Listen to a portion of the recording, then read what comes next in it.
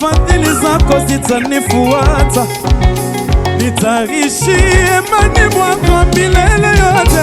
Hadi kushindana na mimi lazima shindane nawe.